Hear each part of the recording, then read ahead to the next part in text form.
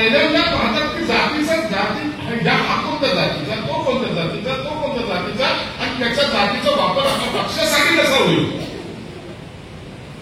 म्हणून त्याची केलेली असलेली ती व्यूहरचना असते. तुम्हाला वाटतं आम्हाला ते जवळ करतात, अरे तुम्हाला कोण जवळ करतात, आम्ही जवळ करतो ते आमच्या कामासाठी. हे सत्य शिक्षक सर असं खांद्यावर हात ठेवला ना, बाप रे विचारून लागतो फोटो त्याला घरात आयुष्यभर, अरे तुला मूर्ख बनवलं रे, हे तुला कळलं कधी,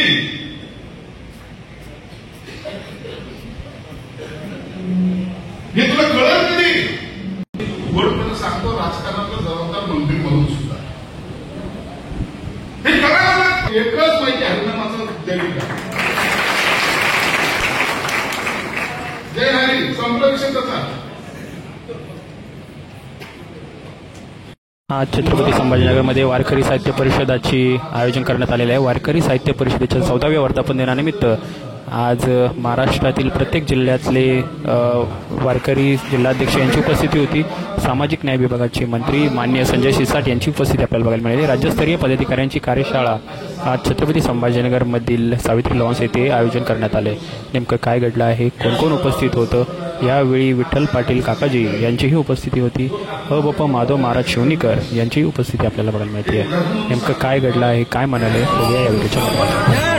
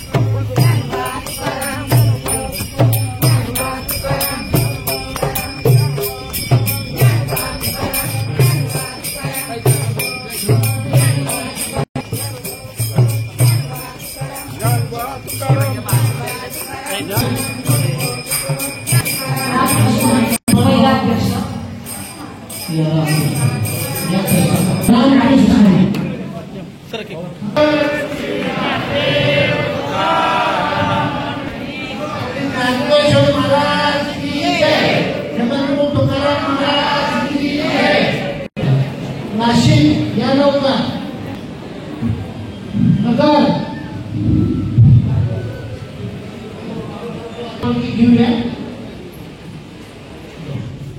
सर्वच उपस्थित मान्यवरांना विनंती करतो की त्यांनी वारकरी साहित्य परिषदेच्या पदाधिकाऱ्यांची कार्यशाळा आज रोजी दिनांक 16 ऑक्टोबर 2025 रोजी Savitri lawn Beed bypass road Chhatrapati Sambhajinagar येथे संपन्न होत आहे.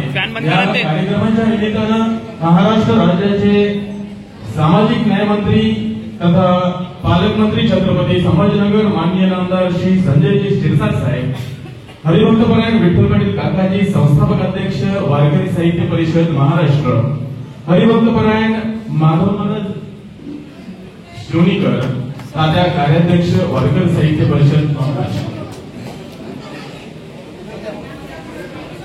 या सर्वच मान्यवरांच्या हस्ते आजच्या या कार्यक्रमाचं दीप प्रज्वलन या ठिकाणी संपन्न होत आहे.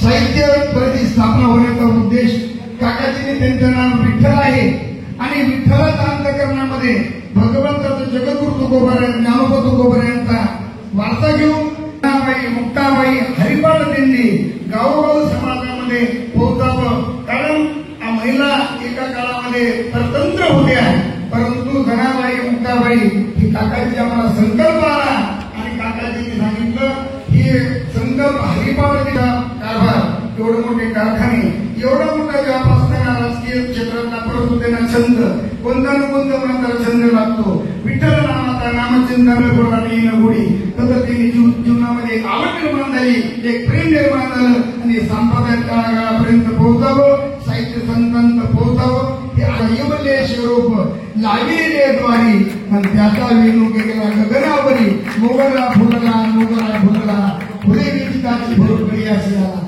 एवढा मोठा जो समाज संभाजी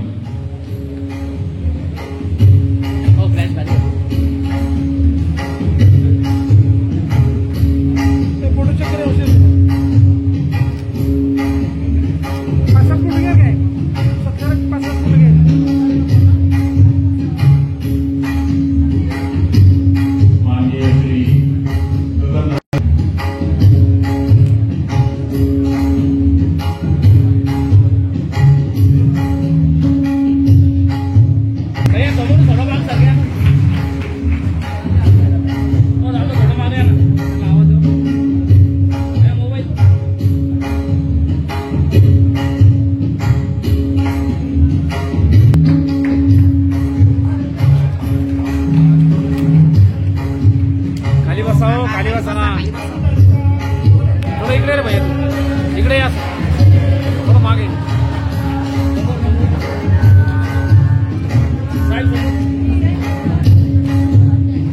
समोर समोर.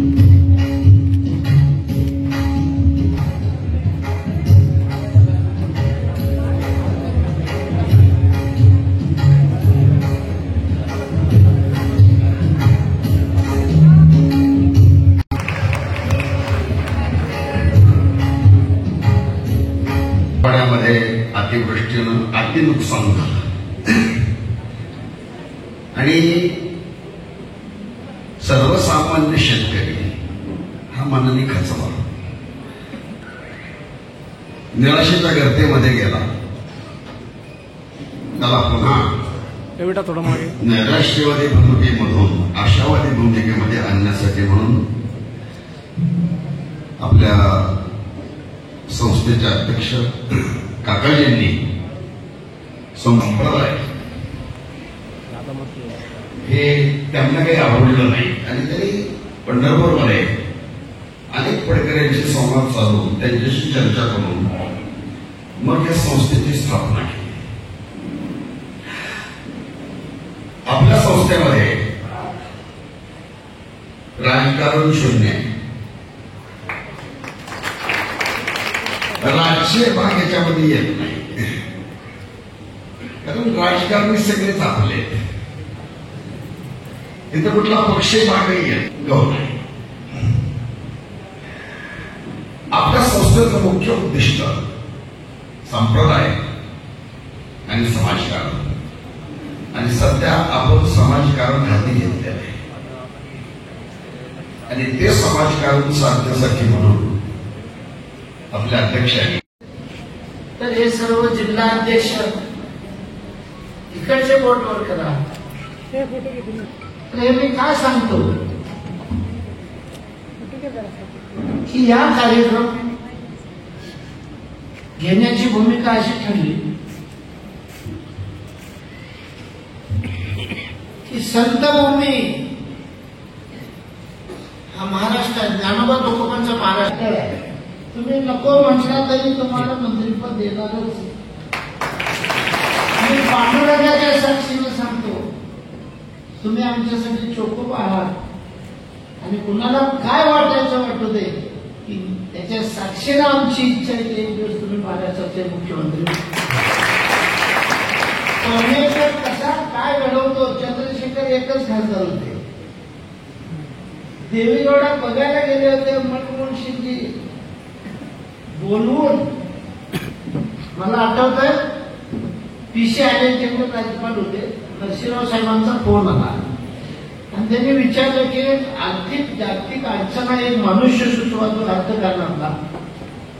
तर त्यांनी सांगितलं HD पटेल गुजरातचे ऑफिसर ते समाज के आणि आमचा तो विषय असा असेल ते त्यांनी त्या पद्धतीनं केलं तर आमचा तो विजय असेल की संजय शिरसाट कोण आहेत तर अंतःकरणापासून वारकरी संप्रदायाचे पाईक आहेत. ज्ञानोबा तुकोबांच्या विचारांना राजकारण चालवतील त्याचा मला माहित नाही. अंतर्मन सांगत असतं आगाजयाचे जे विहित त्याची ईश्वराची मनोगत आणि असं व्यासपीठावर बोलवून कधी अशी चमकेगिरी किंवा धाडाळ सोडवण्याचं काम करत नाही. जे सत्य आहे ते बोलतो आणि जे मनात आहे ते बोलतो आणि ते एवढ्यासाठी बोलतो थोडं माफी मागून जाहीर बोलतो आपली परवानगी असेल. अजूनही आमचे चोखोबांच्या समाजाचं आमच्या बरोबर लढणारे अजून मुख्यमंत्री महाराष्ट्रात झाले नाही आणि म्हणून आमची इच्छा आहे आणि त्यासाठी आपण कॅपेबल आहात त्याचं कारण असतं. कारण सांगून टाकतो. मला काय म्हणाले हे तुमची असे सगळे महान मंडळी मुंबईच्या कार्यक्रमामध्ये आता यांच्यासमोर काय बोलू म्हटलं तुमची तुम्हाला ओळख नसते. तुम्ही संतभूमी मराठवाड्यात काय तुम्ही फक्त उठून बोला आणि नंतर ऐका. मी तर एकदा त्यांनी पुढारीवाल्यांचं ते अख्खं भाषण दाखवलं तर पुढारीवाले आणि आमच्या काय मंडळी म्हणजे अनेकदा दाखवलं, दोनदा दाखवलं. तुम्हालाच कळलं नसेल तुम्ही काय बोलला. पहा अपरिणाम असतो ज्ञानेश्वर माऊलींचा. तुम्ही एक शब्द वापरले मी मराठवाड्यातला मला माहीत आहे. दिंड्या काढत असताना काय यातना होतात, किती कष्ट होतात, किती अडचणी होतात, किती फिरावं लागतंय दारोदारी. आणि म्हणून तुम्ही म्हणाला की 1150 आहेत मी 2000 पर्यंत दिंड्यांना देतो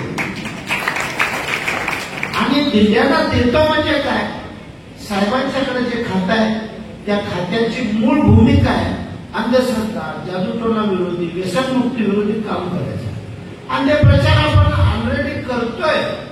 आणि म्हणून साहेबांना ही आमची चर्चा केली त्यांनी एकच बोलायचं किती पाहिजे. ही जालना हिंगोली बीड लातूर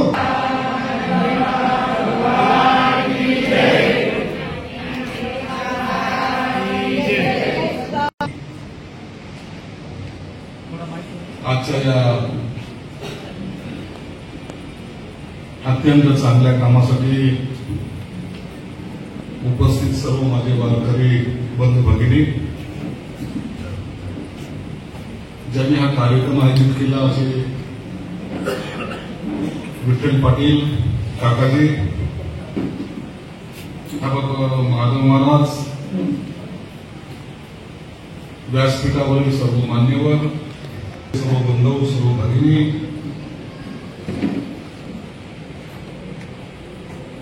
ज्यांनी प्रास्ताविकामध्ये माझं नाव हुकवलं होतं त्यांना एकच सांगतो 60 डोकरे मोजायचे आणि शिरसाट म्हणायचे.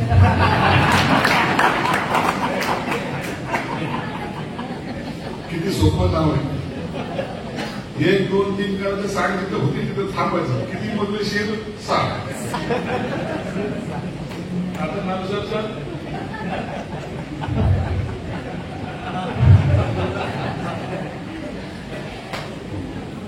या कार्यक्रमाला मला तिनं जमणार नव्हतं, शक्यही नव्हतं. पण जसं तात्या तसा त्याचा मुलगा मंत्रालयात आला त्याने सांगितलं की तुम्हाला या कार्यक्रमाला यावंच लागणार. तुम्हाला असा कार्यक्रम मी जाईल कधी येईल कधी हा नाही. 4 वाजता मुंबईला मीटिंग आता मी जाणार नसतं. 408ला जाईल शिंदे साहेब लेट जातात ते चालतं, परंतु मी लेट जाणं हे सगळं परवडणार नाहीये ना मला. परंतु मुलगा मला म्हणलं साहेब तसं काहीतरी झालं तर काय हरकत नाही, तुम्हाला यायचं असेल तर छोटं विमान घेऊन या. मी विद्यार्थी आता दिसतो तसा दिसत नाहीये, पैसा जास्त त्यांच्याकडे. उपाध्यक्षकडे नसला म्हणून काय झालं, अध्यक्ष एवढा पॉवरफुल आहे. तुम्ही कपड्याचं उदाहरण देता, त्यांच्या गाडीचं उदाहरण काय दिलं नाही. कधी कधी त्यांच्या गाडीमध्ये प्रवास करायला कळेल की काय असतं जीवन. आणि मला एका जायचं आणि यायचं याच्यासाठी 10-12 लाख रुपये खर्च करायचे. 1 तासाचा प्रवास, 1 तास येणं, 1 तास जाणं, त्याच्यासाठी 12 लाख रुपये खर्च. नाही नाही ते मी करून घेतो. मी तर पोरगा बापापेक्षा 2 घर पुढे गेले नाही. मला ते शक्य नाही. एखाद्याच्या आनंदामध्ये, एखाद्याच्या कार्यक्रमामध्ये जाताना त्याच्यावर टाकलेला भार हा खऱ्या अर्थाने माणसाला वेदना देऊन जातो, कधी आनंद देऊन जाऊ शकत नाही. माझ्या कार्यक्रमाला आले पण तो येताना विमानात आला आणि विमानाचा खर्च मी 12 लाख रुपये दिलाय, त्याचं मन दुखणार आहे. तुम्ही किती चांगलं बोलले तरी म्हणून बोलत नाही. कार्यक्रम मी अशा ठिकाणी ठेवलेला आहे, तुम्हाला कल्पना नसेल, करोनाच्या काळामध्ये हे सगळं गोडाऊन म्हणून मी यूज करायचो. इथं सर्व अन्न धान्याचे किट होते आणि त्याच ठिकाणी माझा आज वारकरी बंधू, माझी बहिणी त्या ठिकाणी आज जमलेली, याचा मला आनंद आहे. हा माझा मतदारसंघ आहे, म्हणून मतदारसंघामध्ये तुमचं स्वागत आहे.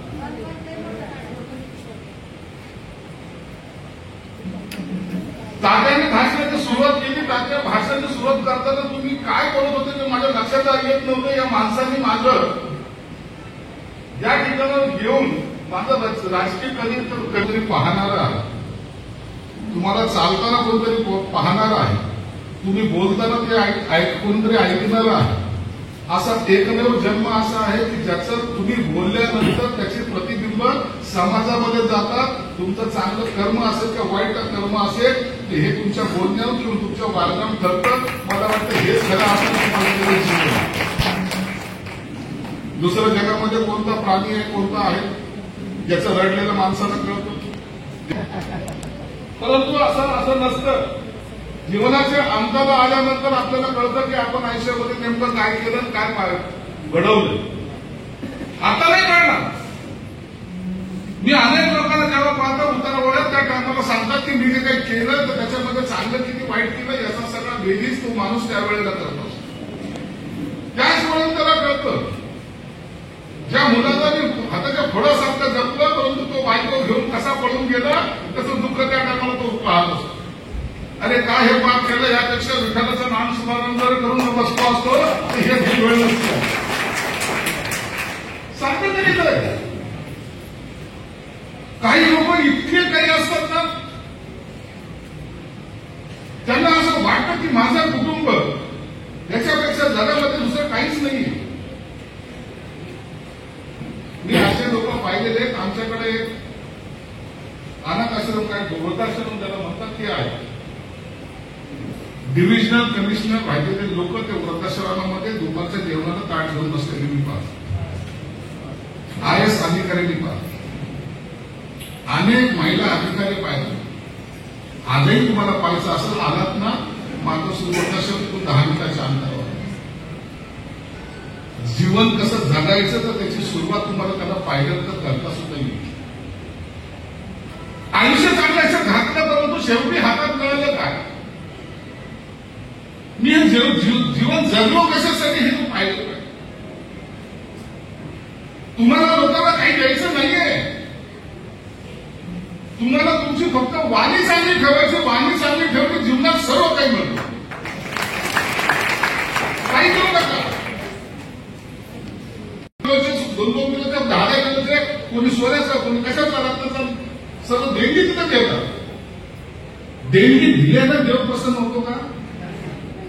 तुमच्यात असलेली भक्ती ही तुम्हाला त्या देव त्याला भाळतो. देवाला तुमचं काही पाहिजे नाही, त्याला काय करायचंय. असं जर असतं तर असा जर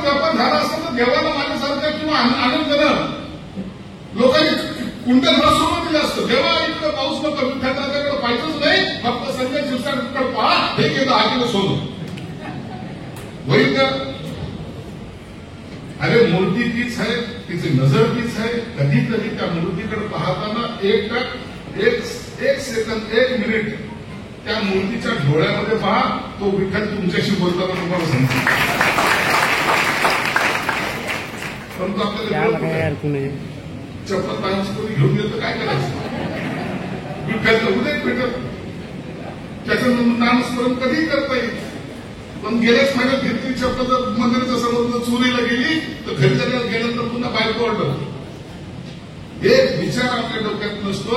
विठ्ठल पाटील, एक लक्षात घ्या, मी आज या कार्यशाळेत आलो तर पाहिलं, विठ्ठल पाटील मला ह्या स्टेजवरच्या काही लोकांचं ओळख करून देतो. त्याचं नाव आपण त्याचं नाव घालतो, मला एकच नाव लक्षात ठेवायला, जे सत्य कसं ते नाही त्या लोकांचं नाव माझ्या लक्षात. परंतु सांगताना त्यांच्या किती पिढ्या काम करतात हे त्यांनी आवर्जून सांगितलं. यांची 4थी पिढी, यांची 7वी पिढी, यांची 8वी पिढी. माझ्यासारखा राजकारणी फक्त पहिल्यांदा पाहतात की जातीचा जाती, या हा कोणत्या जातीचा, तो कोणत्या जातीचा, तो कोणत्या जातीचा, आणि त्याच्या जातीचा वापर आपल्या पक्षासाठी कसा होईल म्हणून त्याची केलेली असलेली ती व्यूहरचना असते. तुम्हाला वाटतं आम्हाला ते जवळ करतात, अरे तुम्हाला कोण जवळ करतात? आम्ही जवळ करतो ते आमच्या कारणासाठी. हे सत्य शिक्षक साहेब असं खांद्यावर हात ठेवला ना, बाप रे, विचारून नका तो फोटो त्याच्या घरात आयुष्यभर, अरे तुला मूर्ख बनवलं रे, हे तुला कळलं कधी?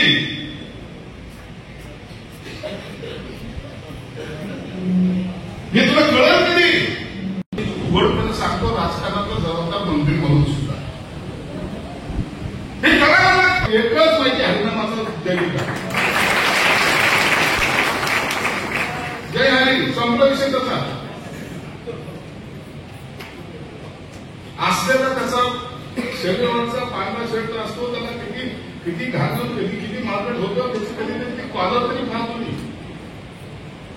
कॉलरवर असलेला तो मळ कधीतरी पहा.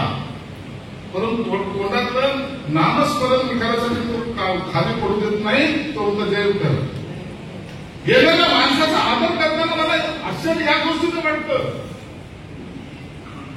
आमच्याकडे कार्यकर्ता आला त्यांच्यावर पाय पडायला नाही ना आमचा, आम्ही ठीक आहे याला जास्तच मदत सर्व्हिस केला हो आपण थोडं, म्हणजे आमचा पाय पडला नाही. तर आम्ही कोण आहे? त्यांच्या जीवावर मोठे झालेले लोक, ज्यांच्या जीवावर आपण मोठे होतो त्यांच्याबद्दल आमची भावना काय? त्यांनी येऊन आमच्या पाया पडा. हा कमाल्या वगैरे लक्षात नाही तर त्याचा पत्ता तुमच्यात तसं काही नाही ना, ते होत नाही, ते होत नाही हे मी उघड्या डोळ्यांनी पाहतो. एखादा वारकरी येतो, तो दुसऱ्या वारकऱ्याच्या पाया पडतो, तो ज्याचा पाया पडतो तो वारकरी त्याच्या पाया पडतो, ताबडतोब पिठा पाठ. तुझं माझ्यावर उदाहरण नको, माझं तुझ्यावर उदाहरण नको. जय हरी. ज्याला म्हणतात एकच म्हणतात, व्यासपीठावर बसलेल्यांची नावं हे सर्व सांगत असताना मी ते पाहत होतो, हे सर्व वेगवेगळ्या जाती धर्माचे लोक एकत्रित आले आणि खऱ्या अर्थानं हा जो काय मेळावा आहे तो मेळावा हा विचारांचा मेळावा तो निर्माण केला. म्हणून तुमच्या सर्वांचं मनापासून अभिनंदन. कळत नाही आमचं नाद वेगळाच असतो, म्हणून या बरोबर आम्हाला पाठ होत नाही. आमच्या बरोबर वेगळ्याच असतात. घसात कोरडा केल्यानंतर सुद्धा त्यांनी ऐकलं बरं. परंतु हे काय, चांगल्या कामासाठी कधीही बंडखोरी असावी. ही बंडखोरी प्रत्येक वारकऱ्यांमध्ये असते. वारकऱ्यांना कधीही कोणी कमजोर समजता कामा आहे.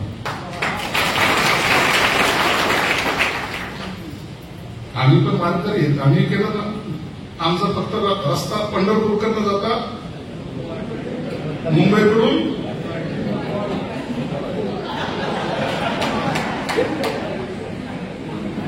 आपले काय गुजरातकडे पद्धत आहे, नंतर गुवाहाटी गोवा असं देवस्थान वेगळं होतं.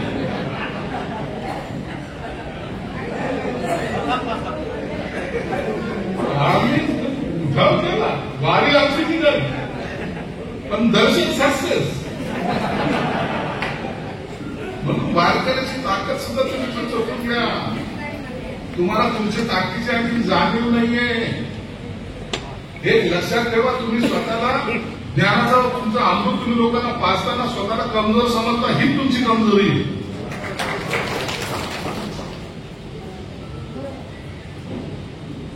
कीर्तनाला उभे राहिले, प्रवचनाला उभे राहिले, बांधला जे घेतलं घातला फेटा सुरू झाले. 2 तास कसे गेले माहीत नाही. जेव्हा कीर्तन संपले मनातल्या मनात म्हणायला आजचा दिवस वाईटच गेला. आणि सांगताना 2 तासाच्या कीर्तनामध्ये जनसमुदायाला त्यांनी सांगितलं की आनंदी जगा. आणि जसा फेटा काढलं मग आजचा दिवस लईच वाईट गेला. सकाळी निघलो होतो, बायको भांडली होती. आणि लोकांना सांगतो घरात आनंदी वातावरण असलं पाहिजे की आम्हाला त्यांची पैसे मिळावे. ही ताकद तुमची असली पाहिजे ना. तुम्ही करा, ही ताकद असली पाहिजे. ही ताकद निर्माण करताना आमच्यासारख्या राजकीय लोकांचा खऱ्या अर्थाने वापर करा.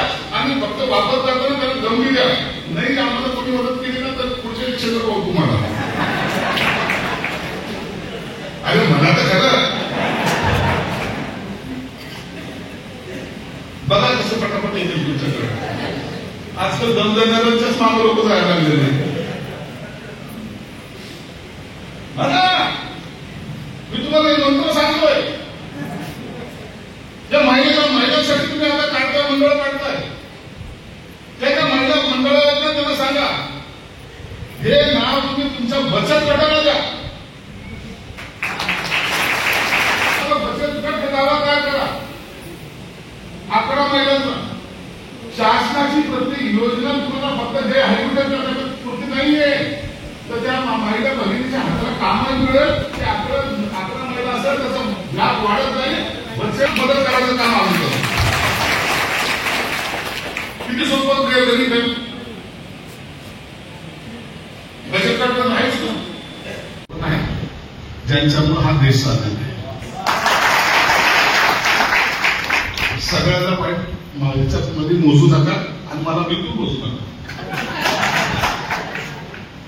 तर मी त्या शेवगावमध्ये गेलो. तिथे एक शेतकरी रडायला 12 लाखाचं कर्ज मला आता किती वर्ष मला फेडावं लागणार आहे. त्याच्यात जगून करू काय सत्य. 12 लाखाचा कर्ज तो कधीच फेडलं. 3 वर्ष त्याला पुन्हा ती शेती तयार करायला त्याच्याही बाजू होत नाही. आणि मारणारच आहे म्हणून काय. आणि नावजर जर साहेब घेतो तसं आहे ना का बरं झालं. त्याला कोणी थांबवलं नाही. काय करावं. त्यानंतर ठीक आहे तुला मारायचं किती 8 दिवसांनी मी कोण बाहेर समजतो आजच नेलास बंदीच्या चेहऱ्याकडे आजच नेला. पार्टीशन बघणारच ना तू. आज आत्महत्या केली आणि हिच्याकडे बघणार. त्याने कळलं नाही का माणूस काय बघायला लागला असं. तू नेला त्या बाईकडे बघा. हिनी कसं सांगावं हे सांगून जाणं आता सांगून जा म्हणजे तिची चिंता नाही. तुरडा लागला तिची बाईक ओरडा. अरे हिंमत हारल्याने आपण आयुष्याचं आयुष्य सोनं होत नाही. तू जाताना तुझा जीव सोडून जाशील. तुझ्या बायकोचं काय, तुझ्या मुलीचं काय. तुला मदत दादा ती करेल ना. गाळा काढून मध्ये दुसऱ्या दिवशी 4 दिवशी त्या क्षणाला इंडियनचा फोन केला. सांगितलं सिंचन विभागाच्या इकडचे नदी पात्र फोन करा त्याचा गाळ याच्या शेतात टाका. जाणारा जीव वाचला, विधवा होणारी मावळी वाचली. एक कुटुंब हे सगळं उद्ध्वस्त. आणि वारकरी संप्रदायाचं आता हे काम तुमचं. तुम्ही हे समजू नका. तुमच्या किती गट आणि किती कट ते काय दोन दोन काय म्हणत होते. दोन गट दोन कट काय काय म्हणतात तुम्हाला माहिती नाही. ही तर आपली संस्कृती आहे. जो पण दोघं जण भांडत नाही तो पण आपल्याला भांडण्यासारखं वाटलं नाही तर आपल्याला जेवलं जातं. हे तर संसदच आहे. फक्त एक लक्षात ठेवा बाळा, तुम्ही कीर्तन करता ना, कीर्तन सत्यानंतर अनेक मावळे येऊन तुमच्या पाया पडतात. तुम्हाला ते काय म्हणतात? तुम्हाला ते काय म्हणतात? तुमच्यात विठ्ठल पाहतात, तुमच्यात संत पाहतात, तुमच्यात भगवंत पाहतात. आणि अशा वेळेला तुम्ही जर एखाद्याच्या दारात जाऊन जर तुम्ही त्यांना सांगितलं घाबरू नका, परमेश्वर तुमचं भलं करेल, एवढं फक्त वाक्य वापरा, ते कुटुंब सांगायचं. म्हणून हे सगळं सांगायचं तात्पर्य काय, हे तुमच्यामध्ये असलेली शक्ती आता लोकांपर्यंत गेली पाहिजे. राजकारण बाकी सगळं राजकारण हे सगळं सोडून द्या. माझ्या आयुष्यामध्ये घेऊन मी ते आता स्वयंपाचा प्रसंग माझ्या आयुष्यामध्ये कोरल्या गेला नाही. इतक्या वर्ष 42 वर्ष राजकारणात असलेल्या माणूस करतो एक प्रसंगाने माझं मन हेलवलं का नाही, मला ती आठवण काही झाली का नाही. मग जर असं एखादं चांगलं काम जर तुमच्या हातून झालं ना तर मला वाटतं किती वाऱ्या केल्या त्याच्यापेक्षा ही वारी सगळ्यात तुम्ही तुमची गाणं. शुभेच्छा देतो तुम्हाला. भेटणार करा, दुसरं तर काही बोलू शकत नाही. परंतु मला एक आनंद या गोष्टीचा होतो की हा एक असा आगळा वेगळा समाज आहे जो समाज देतो.